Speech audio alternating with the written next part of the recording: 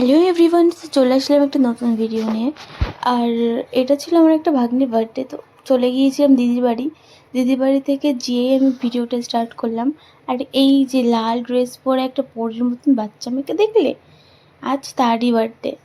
তো তাকে এখন রেডি করানো হচ্ছে। আর এই ড্রেসটা বানিয়েছিল হচ্ছে ওর মাসিমণি, মানে আমার দিদি হয়।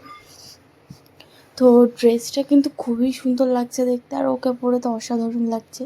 আর বাচ্চা মেয়ে কতটা আর গিফট দেখে সামনে রাখবে, গিফট কখন খুলবে। আর এখানে দেখো ওর খাবার দাবার যেটা খাবে দুপুরে দেওয়ার কথা ছিল, বাট দিতে পারেনি, তাই এখনই বসিয়ে দিল।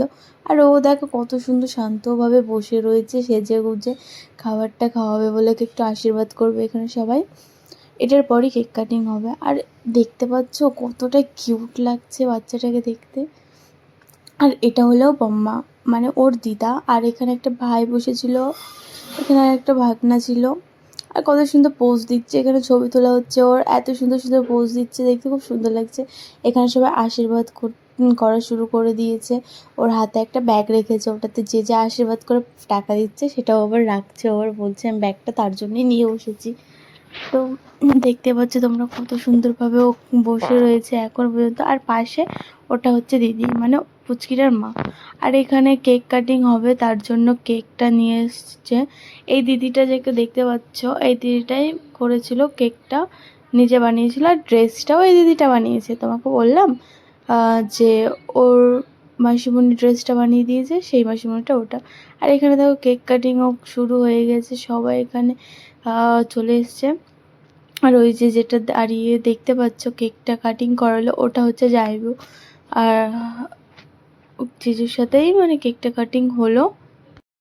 আর পাশেই দিদি দাঁড়িয়েছিল, আর দিদি ডাকছিল ওকে যে একটু ছবি টবি তুলবে, কেক কাটিং হবে আরেকবার, মানে কেকটা নিয়ে একটু ছবি টবি তুলবে।